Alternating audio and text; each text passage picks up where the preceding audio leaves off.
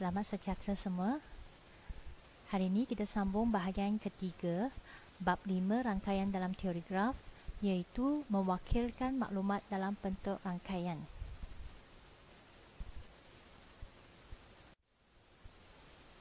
So kita ada SP 5.1.4 mewakilkan maklumat dalam bentuk rangkaian. So sebelum kita mewakilkan maklumat dalam bentuk rangkaian, mari kita impas kembali apa itu rangkaian. Rangkaian merupakan sebahagian daripada graf dengan keadaan pucu dan tepinya mempunyai makna tersendiri.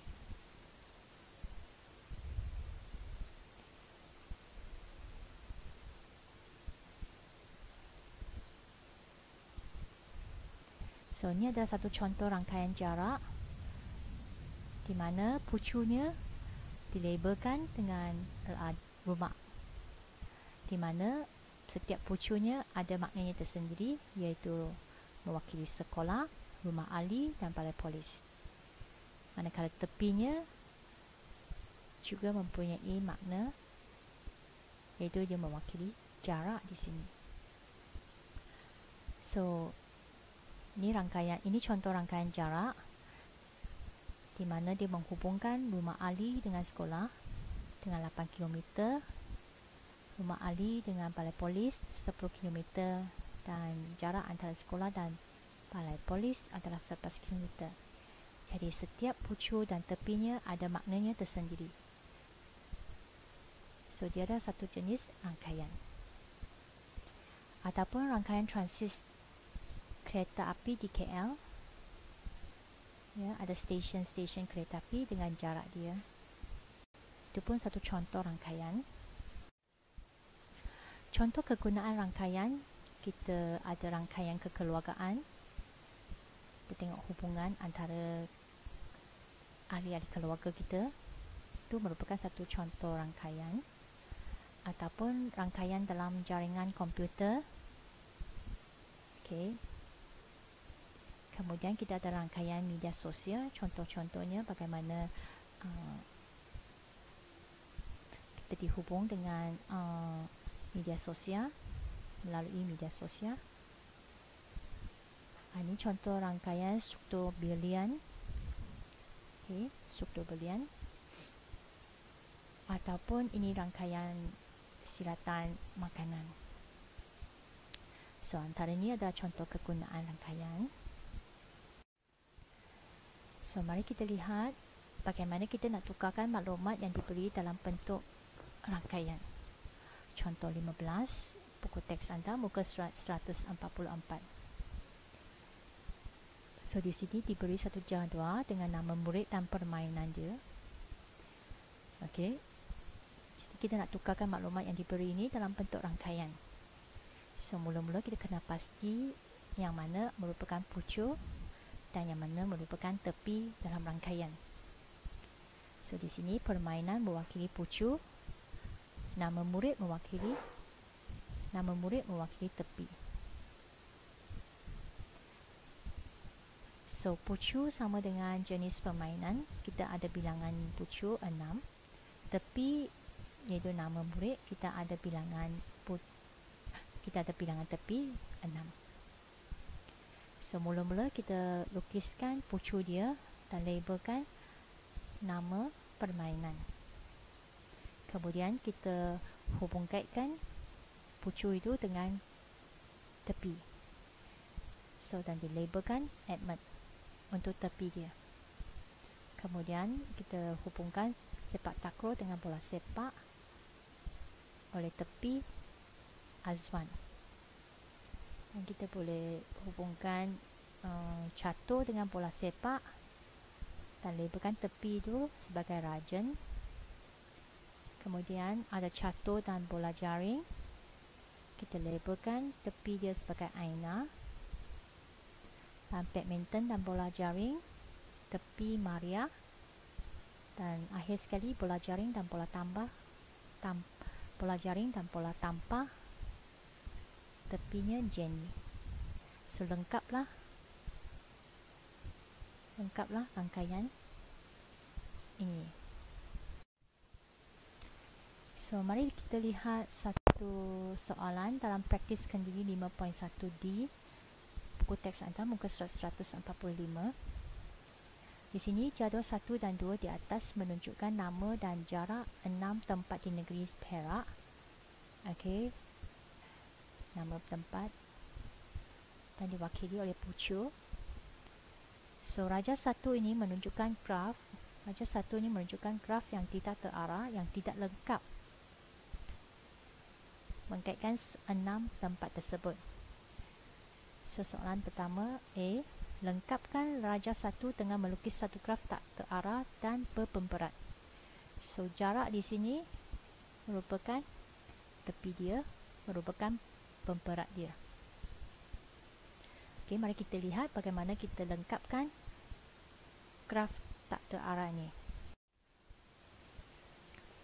Okey. So, kita ada raja seperti yang diberi. Ya. So, sekarang kita lengkapkan. Kita semak dengan pucuk, pasangan pucuk dia. KS dengan M. Okey. Tidak dikaitkan lagi. Jadi, kita buat satu garis. Ataupun kita buat tepi untuk hubungkan KS dan M. Pucuk KS dan M. Cikgu gunakan warna merah untuk membezakan penambahan tepi yang tertinggal. Lepas tu KM pun belum dilukis lagi, belum dilengkapkan dengan tepi, jadi kita lengkapkan. KT dah ada, ST dah ada. Okey, SM pun sudah ada, SKS ada,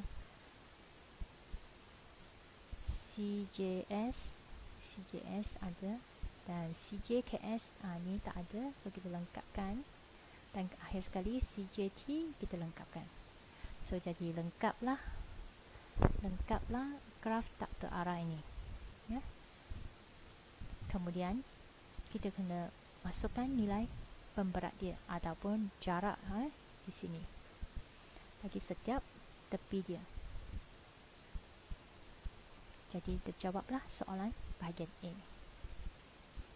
Mari kita lihat soalan bahagian B. Lukis satu pokok berpemberat minimum dengan keadaan setiap tempat hanya dilalui sekali sahaja. So, kita lihat. Ini adalah graf tak terarah yang kita lukis di bahagian A tadi. So, sekarang nak lukis satu pokok berpemberat minimum. So, kita akan buangkan tepi yang membawa pemberat yang banyak lah. So, tepi 15 cikgu buangkan. Tepi 11 cikgu buangkan. Tepi 8.4 cikgu buangkan. Dan tepi 5.9 cikgu buangkan.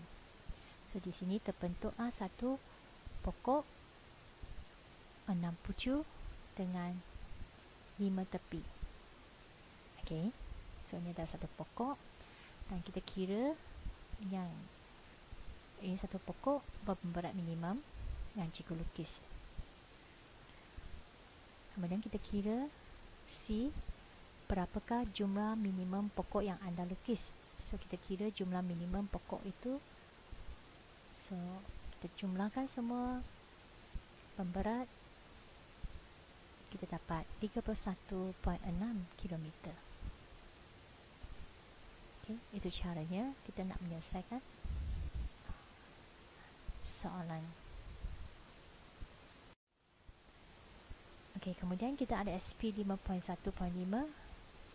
Kemudian mari kita lihat SP 5.1.5 iaitu menyelesaikan masalah yang melibatkan rangkaian. Okey, bagaimana kita Okey, soalan dalam praktis kendiri 5.1E muka surat 147 buku teks anda. So, ini adalah jadual yang ditunjukkan. Jadual penerbangan yang ditunjukkan. Encik Masfi ni dia bekerja di Kulai. Dia nak melawat keluarganya di Miri pada setiap hujung minggu. So ni jadual penerbangan dia. So hari Jumaat, hari Sabtu, ini masa dia dan ini harga tiket dia. Okey, kita kaji dulu. Kemudian soalan kata, tentukan penerbangan yang paling murah dari Johor Bahru ke Miri. So dia nak ambil penerbangan dari Johor Bahru ke Miri dengan harga yang paling murah. Okey, mari kita lihat bagaimana kita nak tentukan dia. So dengan mari kita lihat bagaimana kita nak tentukan penerbangan yang paling murah dengan rangkaian. So ni jadual cikgu keluarkan. So ni contoh penyelesaian dia. Contoh penyelesaiannya. Contoh penyelesaian. So hari Jumaat cikgu buat dalam bentuk rangkaian. Johor ke Kuching dan ke Miri. Cikgu ambil maklumat daripada jadual dan cikgu pindah ke sini. Dan setiap tepi tu cikgu labelkan dengan pemberatnya yang labelkan pemberat dia yang memberi makna harga dan waktu penerbangan. Okey, cikgu masukkan semua maklumat. Kemudian cikgu buat juga satu rangkaian untuk hari Sabtu. Cikgu masukkan semua maklumat pada pucu dan juga tepi dia. So di sini ada satu penambahan iaitu Johor Bahru terus ke Miri. Ada satu penerbangan Johor Bahru ke Miri. Ya. Cikgu jadi buat satu berbilang tepi lagi ya. Sini. Okey. So mari kita jawab soalan penerbangan. Katakan hari Jumaat dia ambil penerbangan yang pertama ni jam 2000 hingga 21.25. Kemudian dia sambung dengan penerbangan Kuching ke Miri. Okey, kita akan dapati jumlah harga penerbangan di sini adalah RM273.30. Ya. Okey, kita pilih yang ini yang murah lah daripada penerbangan yang murah pada hari Jumaat. Ya. Kalau bandingkan dengan penerbangan yang kedua ni. Kemudian hari Sabtu, kita tengok hari Sabtu penerbangan yang murah yang kita boleh dapat ialah RM174 ni dan campur dengan RM64. So kita buat penerbangan pada waktu pagi ya. Tapi masa dia masa kita tengok masanya sesuai ke tidak. Okey, pagi boleh. Kalau ini petang 13.30, kalau kita nak sambungkan dengan pagi ni tak boleh sebab penerbangan dia tak sama kan, tak menepati. Jadi kita terpaksa pilih yang ini awal pagi sampai 7.30, berhenti kita terpaksa pilih yang ini awal pagi, lepas tu sambung penerbangan kedua pada pagi juga, waktu pagi dengan harga yang lebih murah. Kalau bandingkan 84 dengan 64, kita pilih 64 lah sebab lebih murah sikit. Tapi masanya dia kena tunggu lama sikit lah. So di sini harganya adalah RM238.30. So antara dua penerbangan ini, penerbangan yang paling murah dari Johor Bahru ke Kuching ialah pada hari Sabtu jam 6:05 hingga 7.30. Seterusnya dari Kuching ke Miri jam 11.45 hingga 12.50.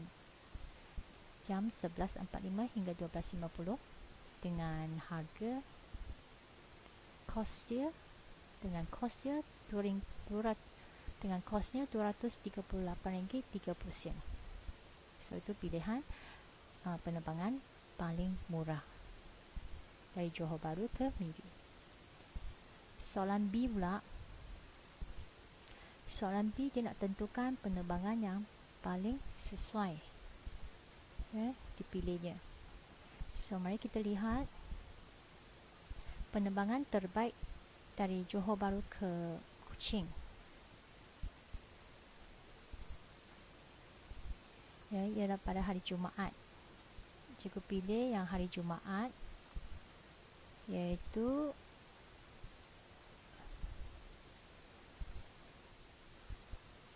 jam 2000 hingga 21.25. Seterusnya dari Kuching ke Miri 21.55 hingga 23,000 dengan kos RM273.30. Okey, kenapa? Berikan justifikasi anda. Kerana walaupun harga tiket ini adalah RM35 lebih mahal daripada penerbangan pada hari Sabtu, tetapi Encik Maswi dapat meluangkan masa yang lebih bersama keluarga di Miri jika dia ambil penerbangan pada hari Jumaat. Okay, so itulah pemilihan penerbangan yang terbaik.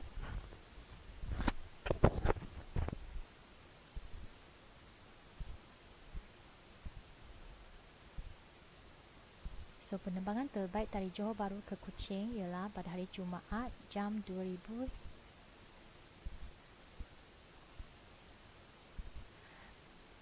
Penerbangan terbaik dari Johor Bahru ke Kuching ialah pada hari Jumaat jam 20.00 hingga 21.25. Seterusnya dari Kuching ke Miri jam 21.55 hingga 23.00 dengan kos sebanyak RM273.30. Okey, sebab lepas tu soalan minta berikan justifikasi untuk jawapan anda. So, kita boleh tulis walaupun harga tiket ini ialah RM35. Kalau kita tengok bezanya RM35 lebih mahal daripada penerbangan pada hari Sabtu, tetapi Encik Maswi dapat meluahkan masa yang lebih banyak bersama keluarga di Miri sekiranya dia ambil penerbangan pada hari Jumaat ini. Jadi ini adalah penerbangan yang terbaik untuk Encik Maswi. Itulah contoh penyelesaian untuk soalan seperti ini. So, sekian, terima kasih. So, tamatlah. So, sekian, tamatlah. So, sekian, terima kasih dan selamat belajar untuk bab 5 rangkaian dalam teori graf. Jumpa lagi. So, sekian, terima kasih untuk bab 5 matematik tingkatan 4. Selamat belajar dan jumpa lagi.